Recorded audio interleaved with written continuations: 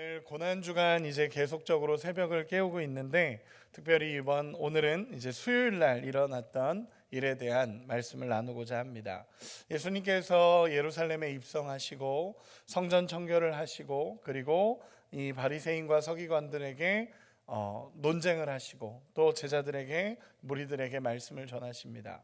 그리고 수요일 날에는 사실은 이제 성경 안에는 수요일의 행적이 기록되진 않습니다. 수요일의 행적은 특별히 많이 기록되진 않고 예수님이 하셨던 행적이라기보다는 그때는 예수님과 제자들이 조용한 시간을 보냈을 거다라고 이야기를 합니다. 그런데 조용한 시간을 보내면서 동시에 이 수요일 날 일어났던 일이 한 가지가 있었습니다. 그게 무엇이냐면 가룟 유다가 마음을 먹고 배신하겠다라는 결단을 했던 날이 이 수요일입니다. 그래서 14절에서 16절을 제가 읽어드리면 이렇습니다. 그때 12 중 하나인 가룟 유다라는 자가 대제사장들에게 가서 말하되 내가 예수를 너희에게 넘겨주리니 얼마나 주려느냐 하니 그들이 은 30을 달아주거늘 그가 그때부터 예수를 넘겨줄 기회를 찾더라. 이렇게 기록을 합니다. 즉 가룟 유다의 배신이 담긴 날이 수요일입니다. 그리고 나서 그 다음 날까지 이어지는 일정에 대해서 오늘 말씀을 간단하게만 이야기를 나누려고 합니다. 가룟 유다가 마음을 먹습니다. 이제는 예수님을 배신해야겠다라는 마음을 먹고 이 마음을 먹으면서 왜 이런 마음을 먹었을까? 가룟 유다가 대체 왜 예수를 부인하고 예수를 배신하려고 이 마음을 먹었을까라고 생각을 해보면 뒤에서도 잠시 다루겠지만 아마 욕심이었을 것입니다. 욕심이었을 것이고 그리고 또 자기가 기대했던 메시아가 아니라는 것을 자기가 느꼈을 겁니다. 자기가 원했던 메시아 상이 있었습니다. 그런데 그런 메시아가 아니라는 것을 알고 그는 배신할 결심을 하게 됩니다. 그리고 또 뒤에서 다시 말씀을 나누도록 하겠습니다. 예수님께서 그 다음 날 유월절 만찬을 나누시는 그 자리를 마련하십니다. 그리고 그 자리에서 예수님이 굉장히 의미심장한 이야기를 하십니다. 우리 21절 같이 한 번만 읽어보겠습니다. 21절 같이 읽겠습니다. 시작. 그들이 먹을 때에 이르시되 내가 진실로 너희에게 이르노니 너희 중에 한 사람이 나를 팔리라 하시니. 아멘. 예수님께서 다 같이 제자들과 마지막으로 식사를 하기 위해서 제자들과 다 같이 모인 자리였습니다. 다 같이 모여있는 그 자리. 제자들은 잘 몰랐죠. 예수님이 이게 마지막 자리인지 어떤 일을 하시는지 예수님은 잘 모르십니다. 제자들은 모릅니다. 예수님만 아시죠. 근데 이 제자들과 다 모여있는 그 자리에서 예수님께서 갑자기 이런 얘기를 하시는 것입니다. 너희 중에 한 사람이 나를 팔게 될 거다라고 얘기하십니다. 사실 예수님께서는 지금까지 자신의 고난에 대해서 몇 번이나 이야기하셨습니다. 내가 고난을 당할 거고 내가 십자가에서 죽을 거고 3일 만에 살아날 거고 내가 이 모든 이 고난을 견디게 될 거다. 이 고난의 과정을 거치게 될 거다라는 것은 예수님께서 제자들에게 계속 얘기하셨던 내용입니다. 그런데 처음으로 예수님께서 뭐라고 얘기하시냐면 너희 중에 배반자가 있다라고 얘기하시는 겁니다. 그들 중에 배반자가 있다라고 얘기하니까 제자들도 혼란에 빠지기 시작합니다. 무슨 일이지? 이게 대체 무슨 일이지? 그러면서 혼란에 빠지게 됩니다. 그러면서 22절에 이렇게 이야기를 합니다. 그들이 몹시 근심하여 각각 여짜오되 주여 나는 아니지요 라고 물기 시작합니다. 거기 있는 사람들이요, 제자들이 다 당황합니다. 예수님께서 이 중에서 지금 배신자가 있다라고 예수님께서 얘기하시니까 거기 있는 제자들이 혹시 나인가? 라고 생각이 들어서 예수님께 각각 여쭈었다라고 얘기합니다. 각각 이야기하면서 예수님 전 아니지요? 전 아니지요? 전 아니지요? 라고 이야기하면서 계속 이야기하기 시작합니다. 다들 이야기하는 거죠. 전 아니지요? 예수님 저는 그럴 리가 없지요. 저는 그럴 리가 없지요. 그러면서 이야기를 했습니다.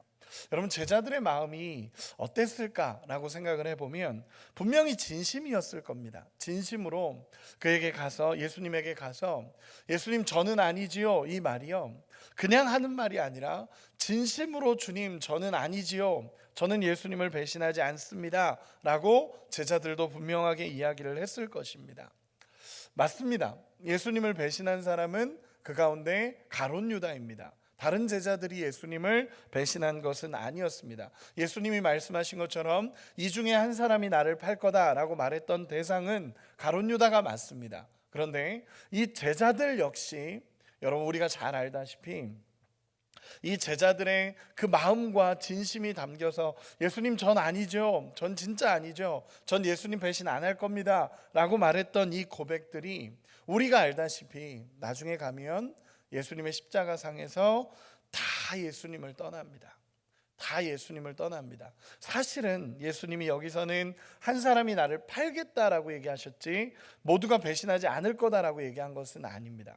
모두가 결국 십자가 앞에서 다 떠나게 된 모습입니다. 전 이 말씀을 생각하면서 그런 생각이 들었습니다.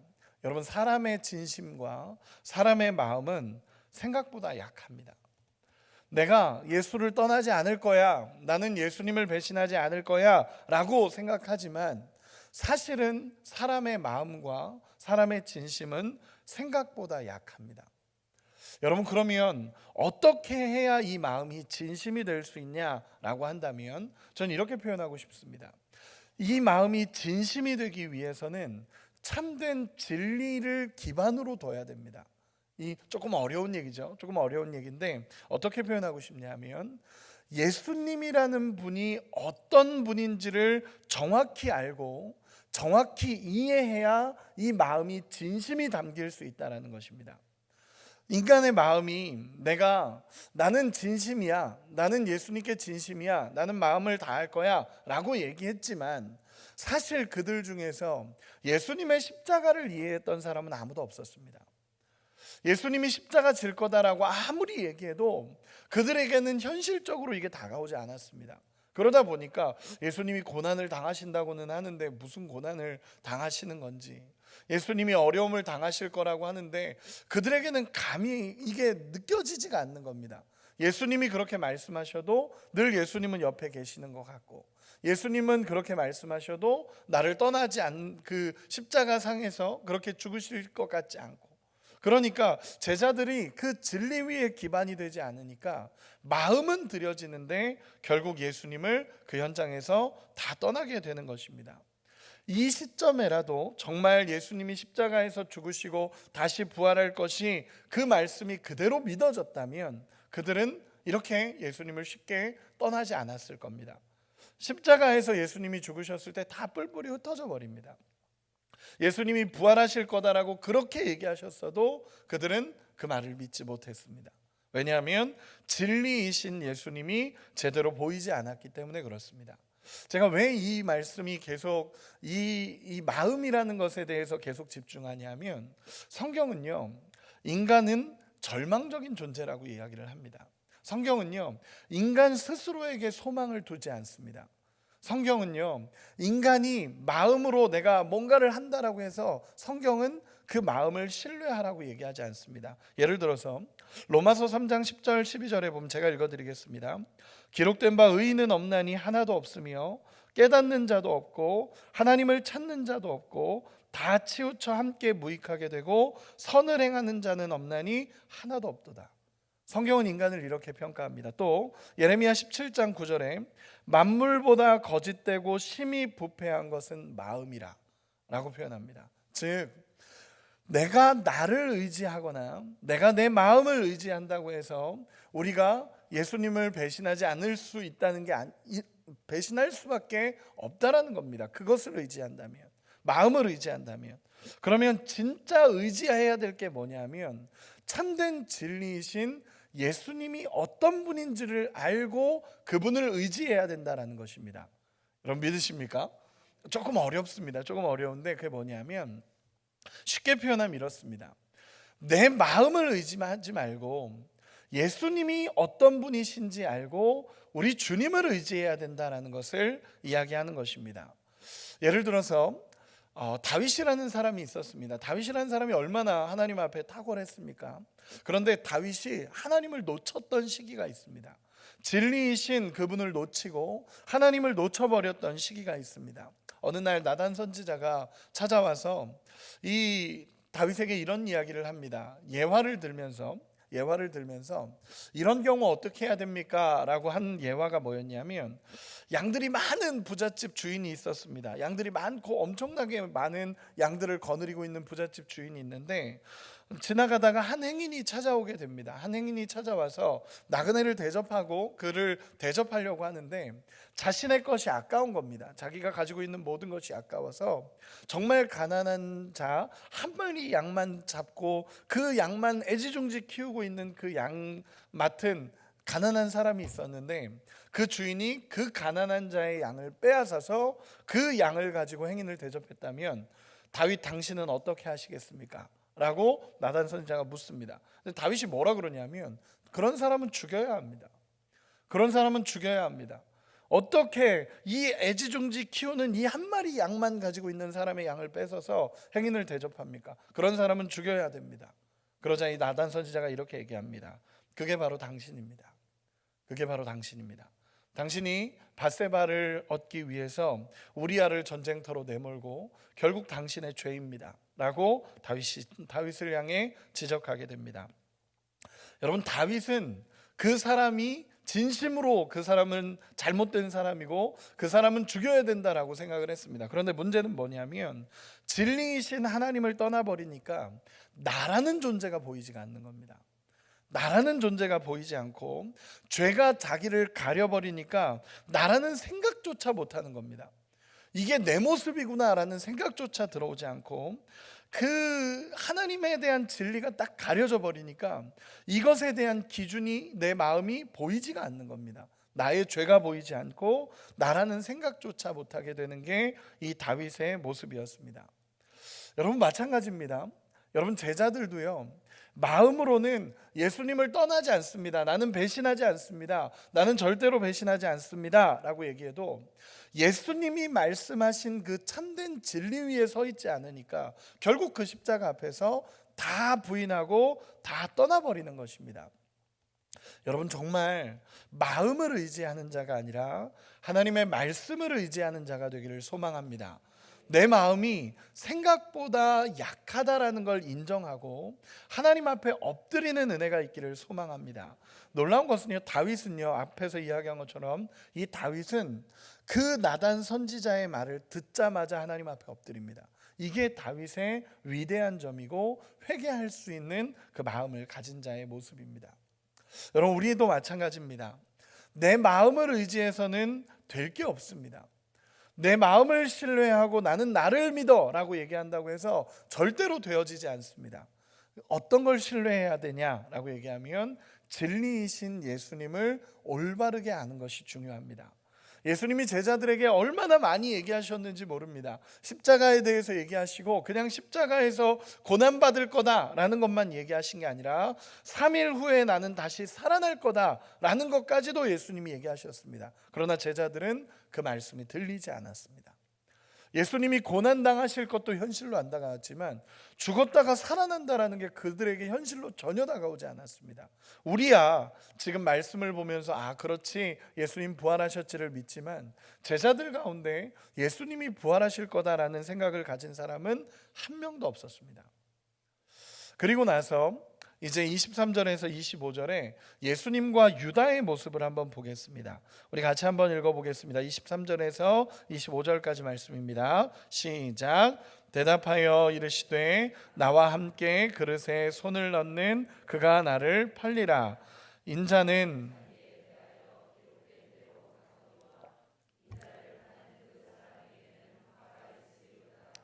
그 사람은 차라리 태어나지 아니하였더라면 제게 좋을 뻔하였느니라.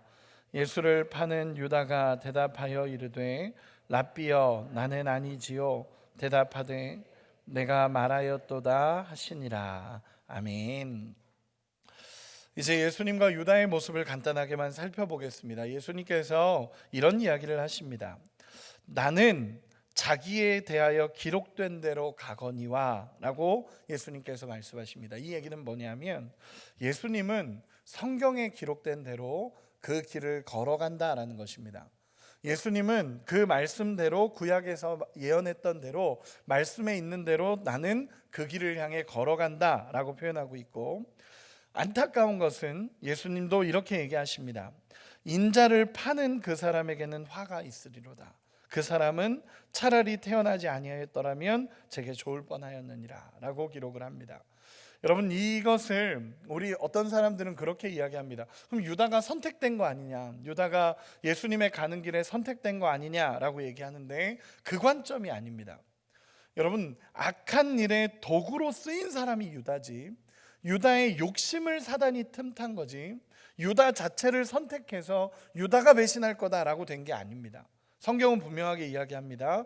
유다에게 사단이 들어갔다라고 표현을 합니다. 즉, 그 악한 욕심을 틈탄 거고, 그 욕심을 틈타 사단이 역사한 겁니다. 예수님은 그 길을 걸어갑니다. 예수님은 구약에 예언된 대로 그 길을 걸어가고 그 믿음의 길을 걸어가면서 십자가를 향해 갑니다. 근데 그 일에 악한 도구로 쓰인 사람은 유다입니다. 여러분, 우리가 잘 이해해야 되는 게 뭐냐면 창세기 3장부터, 창세기 3장에서 나타난 아담의 죄부터 시작해서 사단은 언제나 우리의 약한 부분을 틈타고 들어옵니다. 그래서 그 약한 부분을 틈타고 들어와서 그 사단의 역사가 시작되었다라는 것입니다. 여러분, 잘 이해해야 합니다. 그 유다를 성경에서 표현하는 몇 가지가 있습니다. 뭐냐면 돈을 사랑했다라는 표현들, 돈을 맡은 자라는 표현들. 여러분, 유다는 돈을 맡은 자였고, 돈을 맡으면서 그 돈을 사랑하는 마음이 그 안에 생겨져 있었습니다. 거기다가 자기가 생각했던 메시아와 예수님이 틀린 겁니다.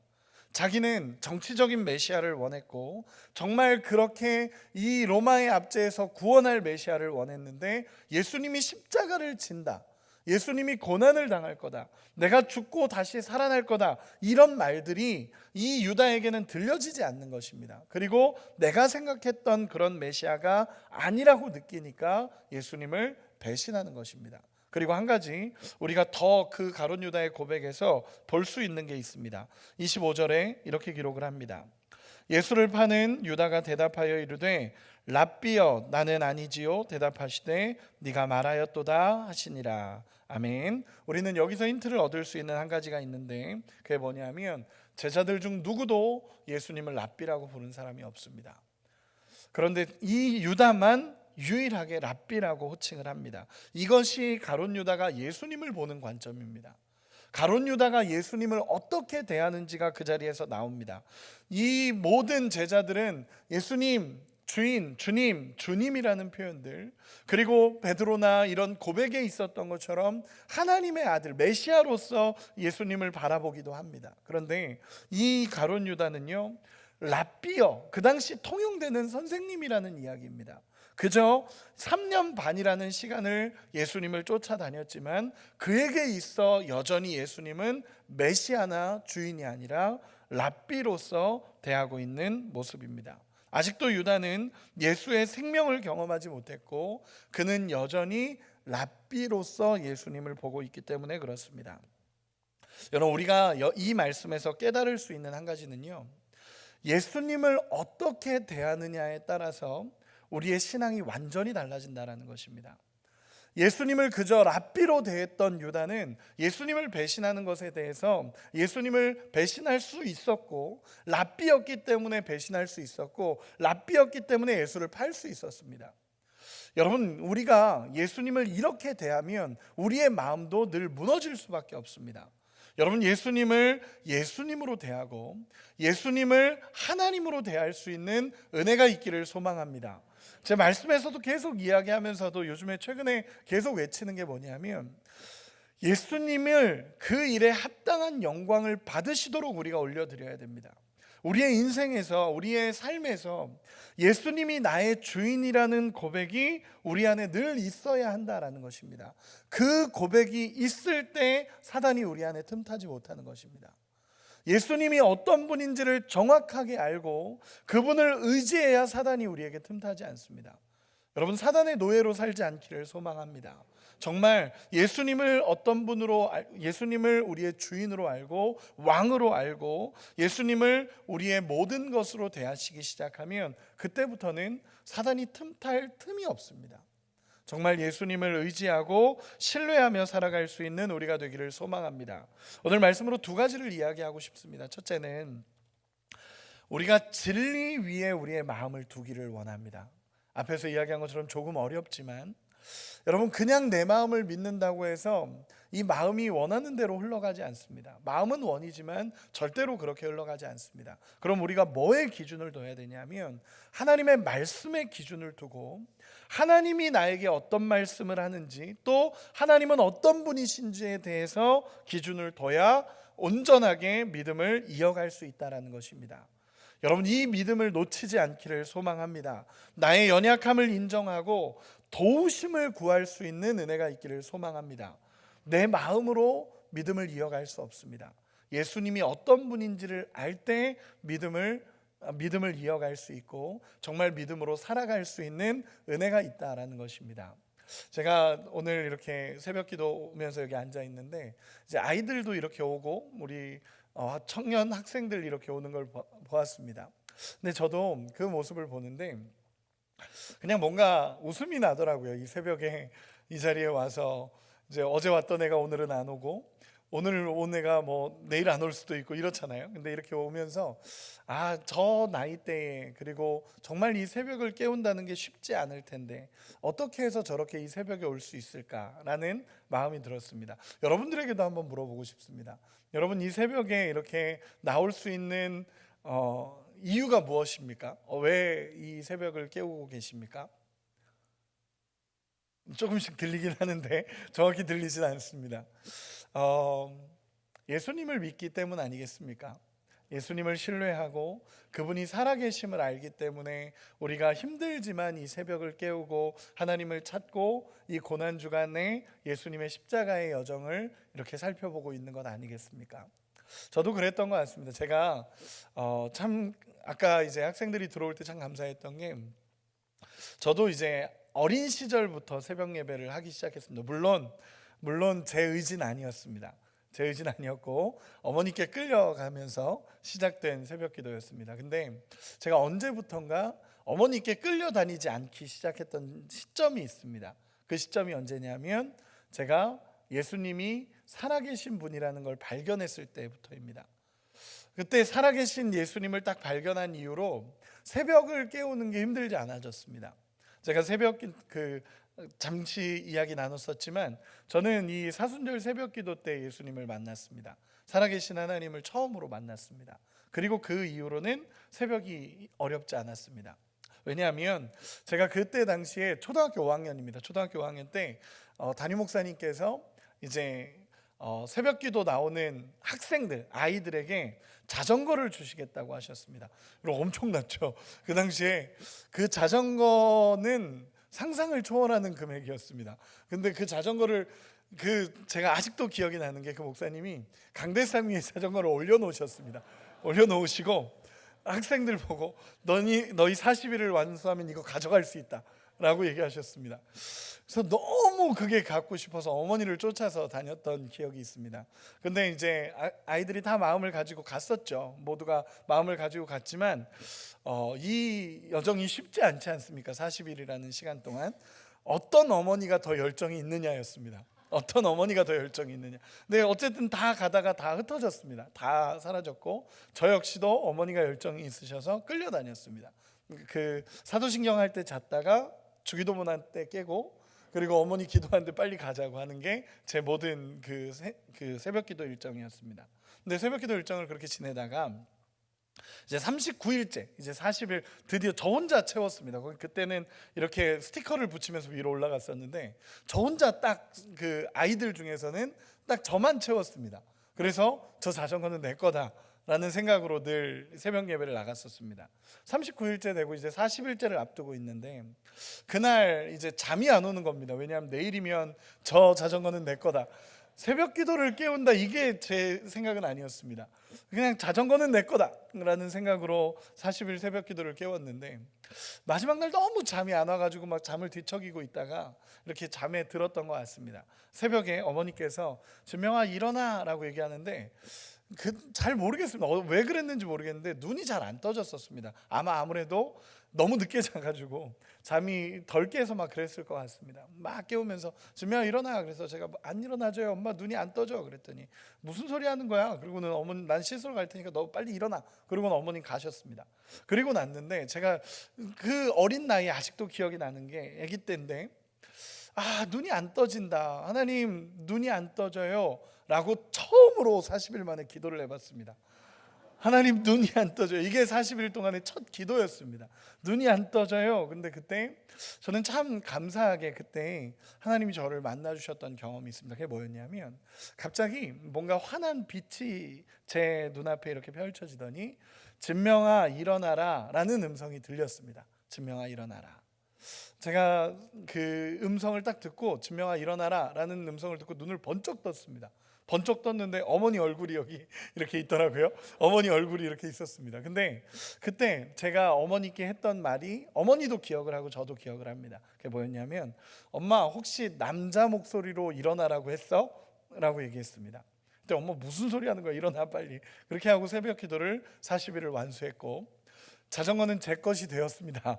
근데 기억은 잘 안 납니다. 그건 기억이 잘 안 나는데 제가 그때 어떤 걸 느꼈었냐면 그 남자 목소리로 진명아 일어나라고 했던 분이 누굴까가 궁금해지기 시작했습니다. 인격적으로 만난 건 아닙니다. 예수님을 인격적으로 만나서 예수님 어떤 분이십니다. 내게 은혜가 있습니다. 이게 아니라 살아계신 것이 느껴진 겁니다. 살아계신 것이. 하나님이라는 분이 계시구나. 그 어린 시절에. 그 뒤로는 엄마한테 끌려간 게 아니라 그때부터는 자발적으로 나가기 시작했습니다. 그리고 나서 여기까지 새벽 예배를 해오고 있는 것 같습니다. 저는 제가 왜 마지막에 이런 이야기를 하냐면 내 마음을 의지하는 게 아니라 예수님이 어떤 분이신지를 알면 내 마음은 따라갑니다. 여러분 이게 중요합니다. 신앙이라는 게 이런 것 같습니다. 예수님을 알면 마음이 따라가는 거고 예수님을 깨닫게 되면 내 마음이 거기를 향해 가는 겁니다.